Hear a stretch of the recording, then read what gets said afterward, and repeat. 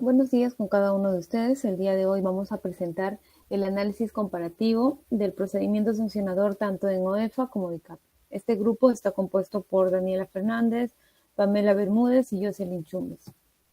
En el presente trabajo vamos a establecer elementos comunes entre ambos procesos para finalmente recaer en casos tanto de DICAPI como de OEFA.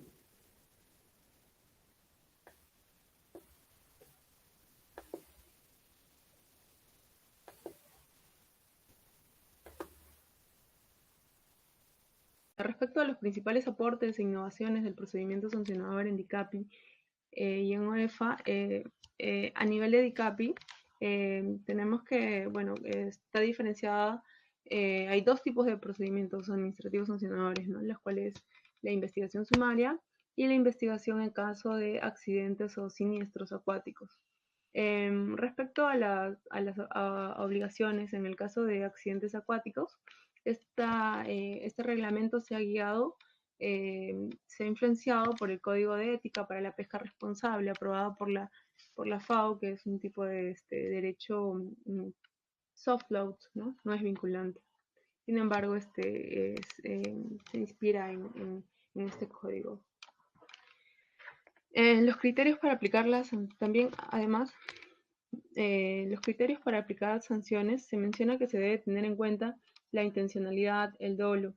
Sin embargo, en la Ley General del Ambiente, como ya lo hemos mencionado, esta señala que las infracciones ambientales se regulan por responsabilidad, se determinan por responsabilidad objetiva, ¿no? No toma en cuenta el dolo, no toma en cuenta la intencionalidad, sino que este, el sujeto, la entidad, la persona que haya cometido dicha infracción, tiene que responder por ella. Y no hay eh, sin tomar en consideración el dolo, la intencionalidad. Eh, Además, lo innovador que tiene este procedimiento, por ser propio de naves y embarcaciones pesqueras, es la protesta, ¿no? La protesta es un documento escrito que puede ser informativa cuando se comunica a la Capitanía de Puerto la ocurrencia de un hecho, pudiendo obtener el interesado una constancia de dicha comunicación. Tiene que estar en constante comunicación con la Capitanía, ¿no? También está la protesta de constatación, cuando el interesado comunique la ocurrencia de un hecho y pretenda obtener de la Capitanía de Puerto la verificación del mismo mediante la actuación de pruebas, concluyendo con la emisión de un certificado de constatación. También está la protesta resolutiva, cuando el interesado solicite la investigación y el hecho constituya materia de investigación y emisión de una resolución, ¿no? Para que se resuelva en ese mismo momento una determinada situación. Bueno, respecto a las manifestaciones, a las manifestaciones he señalado que estas deben ser en castellano, y es que las personas que rinden la manifestación, si es que no hablan en castellano, tienen que estar tratadas por un intérprete, ¿no? Como parte del derecho a la defensa consagrado en la Constitución. Eh, Seguida, el capítulo 6, vamos a mencionar cuáles son las principales deficiencias y limitaciones de cada procedimiento sancionador. Vamos a empezar con DICAPI. Acá, en primer lugar, hemos podido ver a través de algunos procedimientos emblemáticos que en el reglamento de DICAPI no está adecuado a la Ley de Procedimientos Administrativos General, en el sentido de que vulnera un principio que es el principio del debido procedimiento, el principio de legalidad también, y el principio y el deber de tener que estar totalmente regulado por la Ley General de Procedimientos Administrativos Generales, ¿no? Específicamente porque no se ha diferenciado la autoridad que fiscaliza, la autoridad que investiga, y por otro lado no se ha diferenciado quién es la autoridad que sanciona. El artículo 254 de la Ley General de Procedimientos Administrativos señala que entre las características del procedimiento sancionador se requiere obligatoriamente haber seguido el procedimiento legal o reglamentariamente establecido en la ley, ¿no? Y en la cual se debe diferenciar su estructura entre la autoridad que conduce la fase instructora, ¿no? y la que decide la aplicación de la sanción. Sin embargo, hemos analizado que en DICAPI, respecto al procedimiento sumario, no se diferencia de eh, esas dos autoridades, ¿no?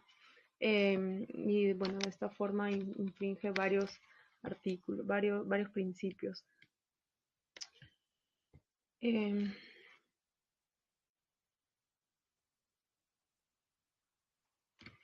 Seguidamente, no se diferencia la autoridad.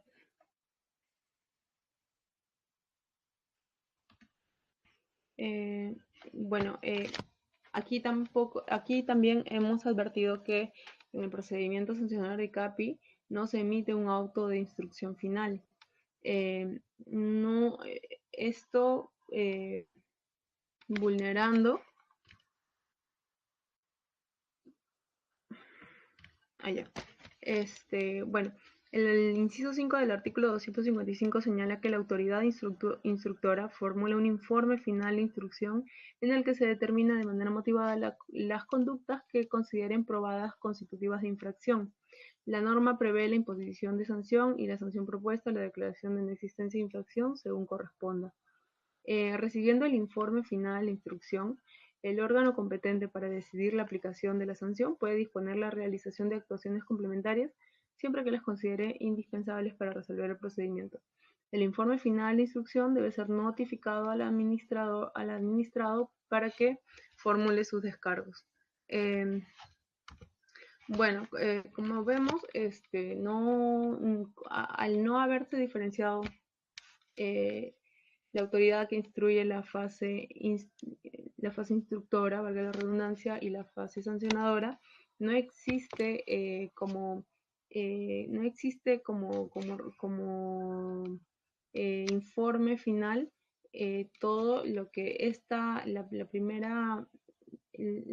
primer órgano que debería dirigir la fase instructora emite un informe, ¿no? Un informe de instrucción final, en el cual determina que habría una responsabilidad o no habría una responsabilidad, ¿no? Que después, posteriormente, el órgano sancionador va a coger ese informe y va a constatar los hechos, ¿no? Va a volver a analizar. Sin embargo, en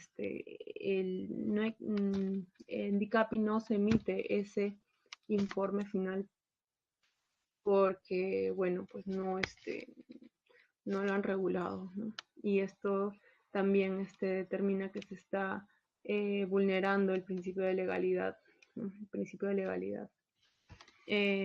Después hemos constatado también que la consecuencia de que no haya este informe final configura una condición desfavorable para el administrado. ¿Por qué?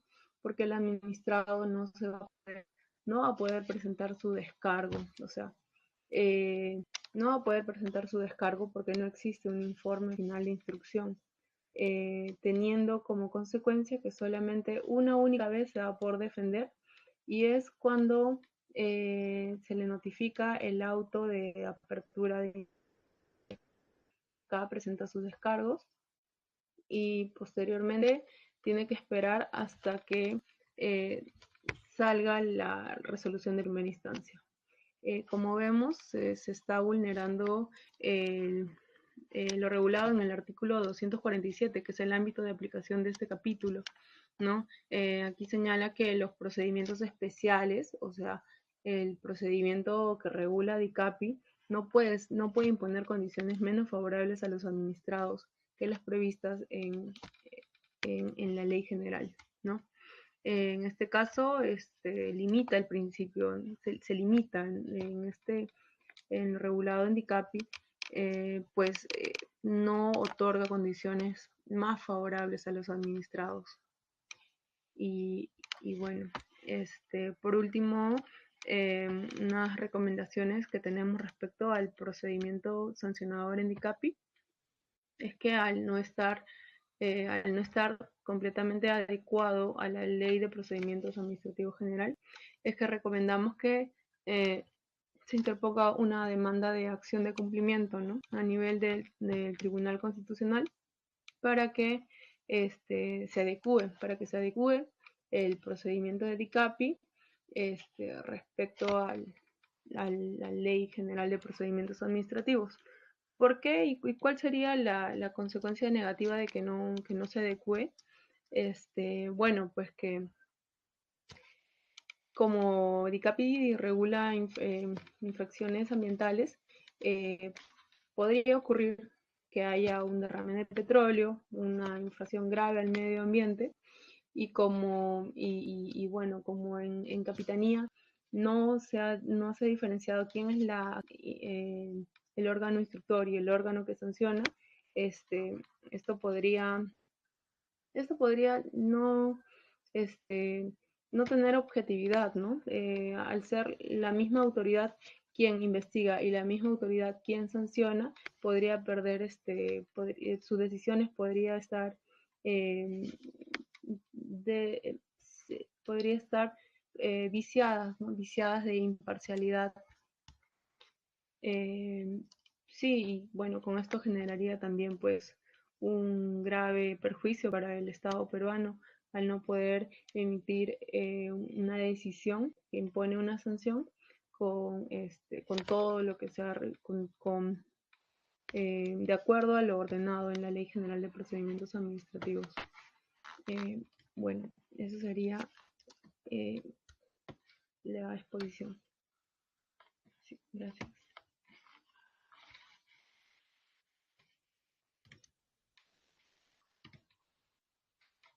Quiero.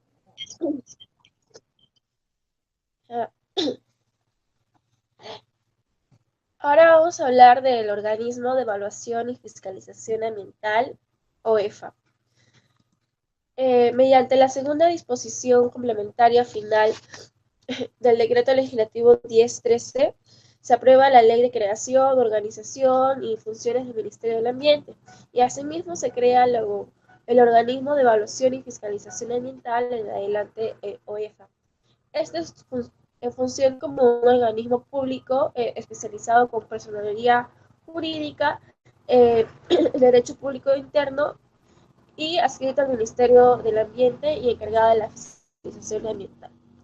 La propuesta de su reglamento con referencia al procedimiento administrativo sancionador tiene como objetivo establecer la regulación del ejercicio de sus funciones y de sanción de OEFA, el cual pretende la tramitación de todo procedimiento sancionador, así como la aplicación de incentivos, de medidas cautelares, correctivas y todo lo referido para revelar o actuar frente a posibles vulneraciones e infracciones ante las obligaciones ambientales exigibles a las empresas. Con respecto a la estructura orgánica que tiene el OEFA, está conformada a la cabeza por un consejo directivo en el cual se resumen oficinas que ven lo que es cada una de las funciones de la OEFA, ¿no? Una oficina para la evaluación, la fiscalización y la sanción. En este caso lo que nos interesa es la dirección de fiscalización, sanción y aplicación de incentivos, ¿no? A su vez, esta está conformada por la subdirección de instrucción e investigación, subdirección de fiscalización, subdirección de sanción y aplicación de incentivos, que son algunas de las participantes dentro del proceso sancionador. Y también tenemos el Tribunal de Fiscalización Ambiental como una instancia de decisión final dentro del proceso. Tenemos lo que es el marco legal. Evidentemente está muy afianzado y de lo que es el texto único ordenado de la Ley 2744, Ley de Procedimiento Administrativo General, y también a la normativa establecida en CINEFA y a la Ley General del Ambiente. Y bueno, también tenemos que la OEFA, para llegar a lo que día entre su base normativa, a partir de, por ejemplo, el reglamento de registros de infractores ambientales del organismo de evaluación y fiscalización, las reglas generales de ejercicio de potestad sancionadora del organismo de evaluación y fiscalización ambiental, el reglamento de medidas administrativas del organismo de evaluación y fiscalización ambiental, el texto único ordenado del procedimiento administrativo sancionador del organismo de evaluación y fiscalización ambiental. Intervinientes. Bueno, dentro del proceso sancionador tenemos a esas 4 autoridades como involucradas en el proceso, ¿no? Tenemos la autoridad acusadora de supervisión, a la autoridad instructora, a la autoridad decisoria y al Tribunal de Fiscalización Ambiental. Sí, estas son algunas de sus labores, pero estas se llegan a comprender mucho más cuando se pase a explicar, ¿no?, el procedimiento administrativo sancionador en sus fases. Todo parte de la elaboración de un expediente de supervisión dirigida por la Dirección de Supervisión, que es la autoridad de supervisión, en la cual, mediante este informe, se hace una descripción de los hechos, de las cuestiones observables y la calificación que se merece si es que constituye o no una infracción, de las posibles sanciones que se pueden sugerir sobre estas, ¿no? El plazo de entrega en el cual el administrado puede presentar sus descargos también es algo que está consignado, pero vamos a verlo un poco más adelante, ¿no? El análisis sobre la elaboración y resolución subdirectorial es como que ya el inicio del proceso administrativo sancionador y está a cargo de la subdirección de instrucción de investigación. Aquí, en esta etapa, se permite ya ver lo que es el desarrollo de acciones, instrucción y lo que es la actuación de pruebas que se puedan ofrecer, ¿no? Y se emite lo que es un informe final de instrucción, en el cual está mucho más perfeccionado lo que fue el primer informe de supervisión. De ahí pasamos a la etapa de los descargos. Aquí el administrado tiene 15 días para dirigir sus descargos, ¿no? Esta etapa está dirigida también por la autoridad instructora. Y bueno, aquí al administrado puede presentar sus descargos dentro del plazo de 15 días contados desde el día en el cual fue notificado de la imputación de sus cargos, ¿no? Y también se le da la oportunidad de reconocer de forma expresa y por escrito cuáles han sido sus actuaciones, ¿no? Para ver si de esa manera se le puede dar o se le puede ayudar o tomarlo como una señal de cooperación con la administración. Y también, bueno, propiamente se realiza lo que es la actuación de pruebas a pedido de oficio o pedido de partes.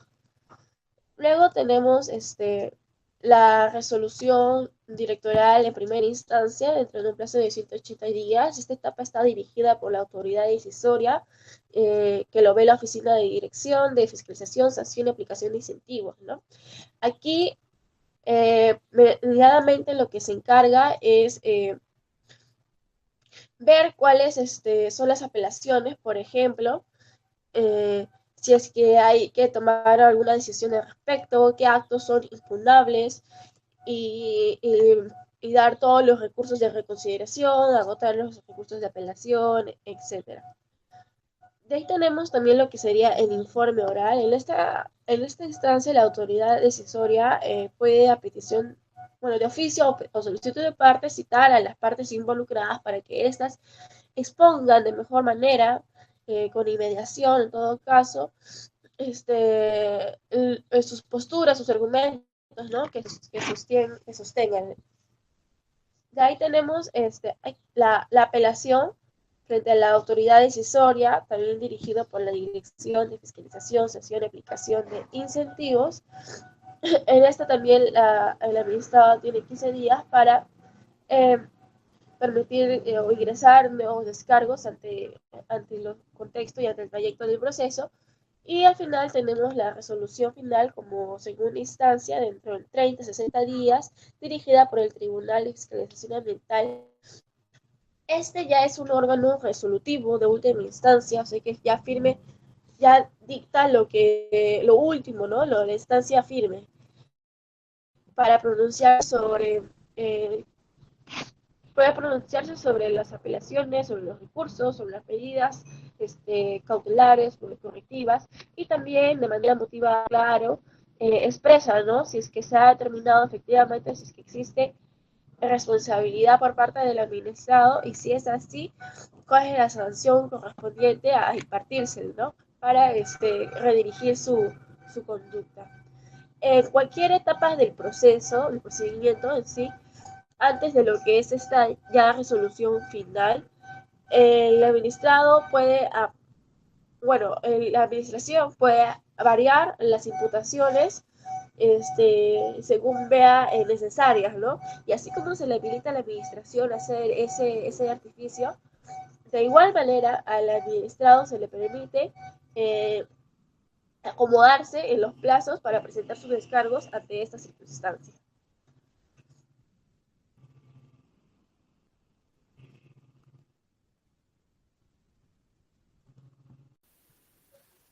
Bien, continuando con la exposición, habiendo ya visto el marco teórico tanto del procedimiento de DICAPI como de OEFA, vamos ahora a restablecer en casos.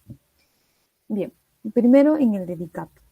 Tenemos que el 28 de mayo de este año, un personal de la Capitanía del puerto en Chimbote se informó de que por medio de su WhatsApp le habían pasado un enlace de Facebook donde se veía en las imágenes que una pesquera llamada Yarit estaría arrojando desperdicios a la bahía del Ferral, ¿no?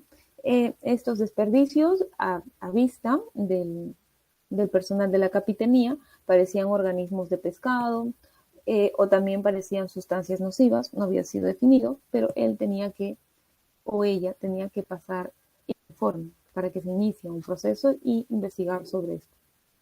Para resolver este presente caso se tiene en cuenta la siguiente normativa, que es el decreto legislativo 1147, que respecto al fortalecimiento de las Fuerzas Armadas en las competencias de la Autoridad Marítima Nacional en cuanto a su artículo 2, porque justamente aquí se establece el dominio marítimo que se tiene.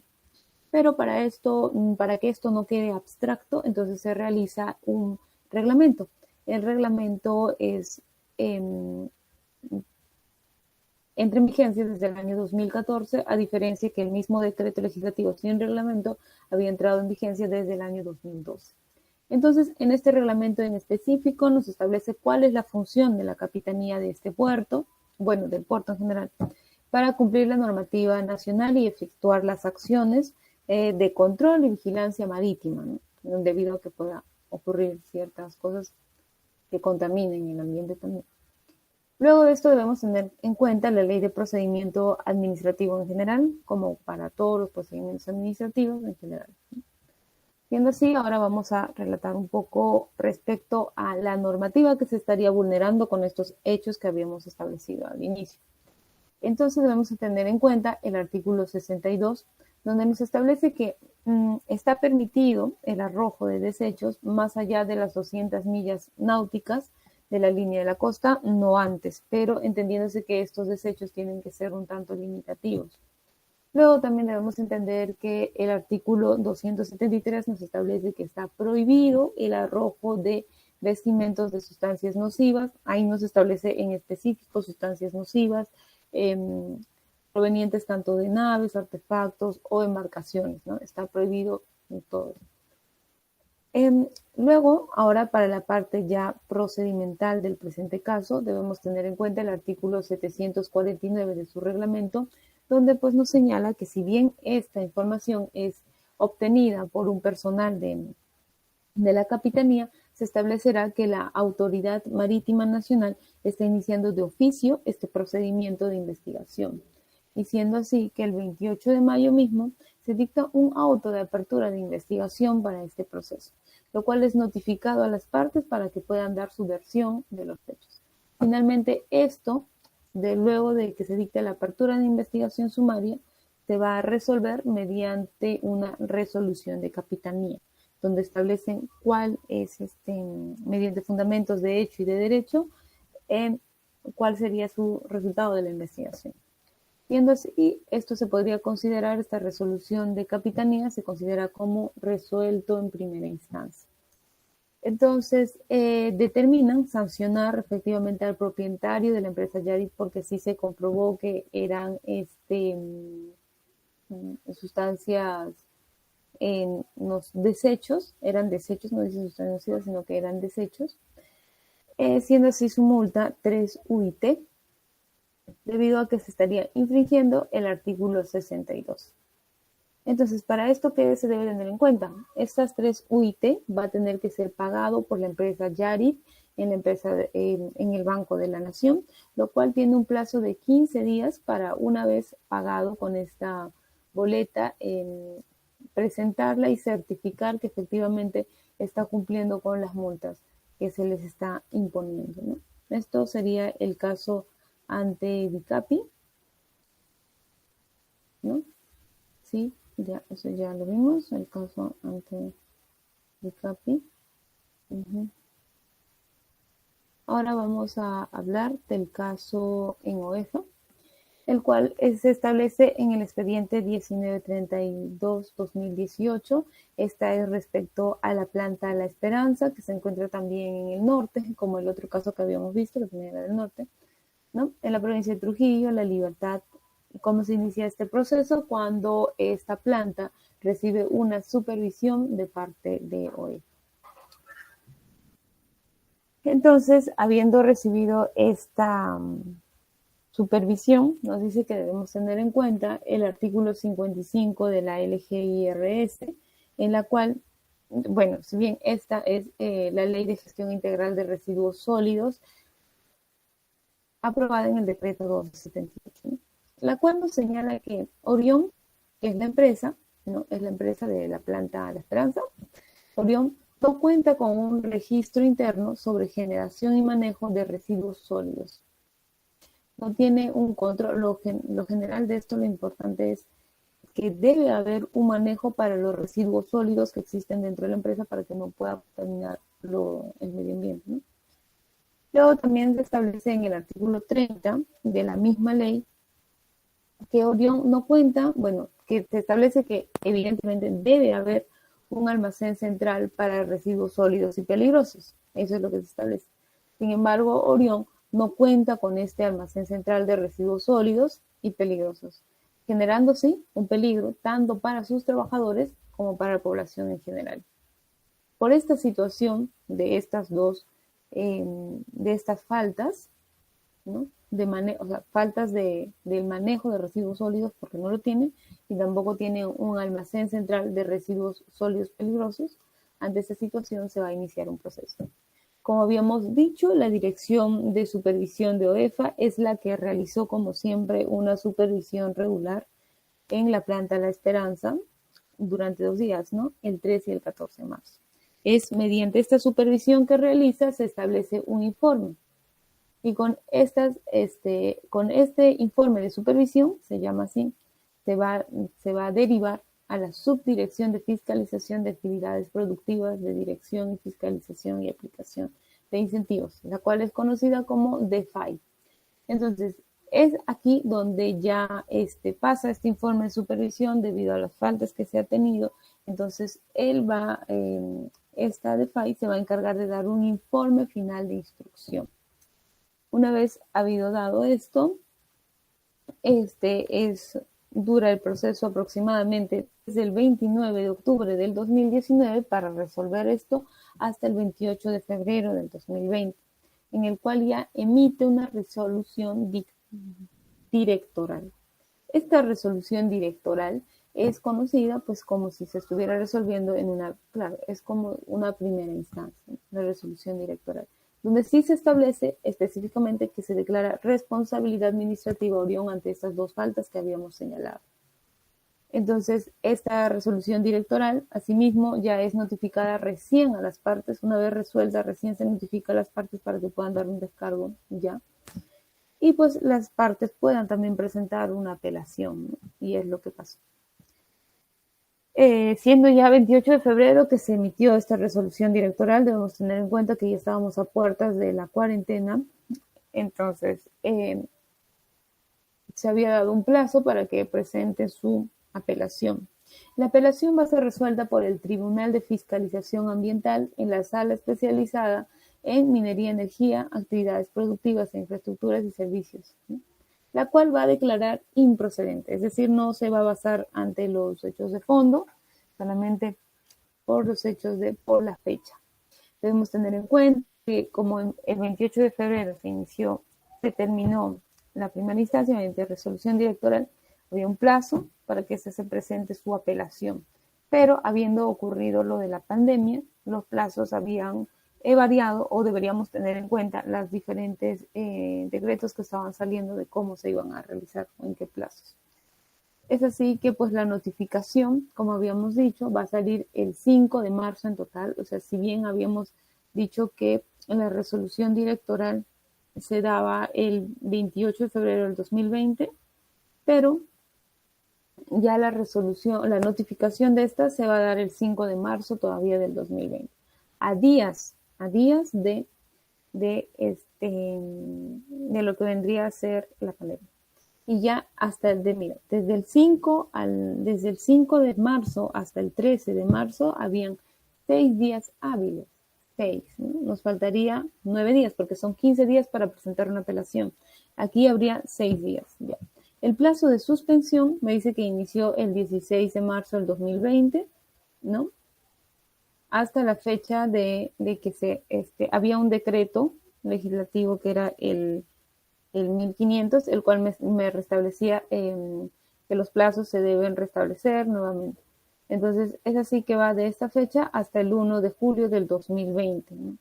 Entonces, se reinicia nuevamente el plazo ya el 1 de julio del 2020 y la fecha límite para aceptar esto tendría que haber sido el 13 de julio del 2020, lo cual, por esta parte, no ha sido apelada durante este plazo de los 6 y 9 días. Se tenía que hacer todo este cómputo, lo cual se ha plasmado mediante este cuadro, ¿no?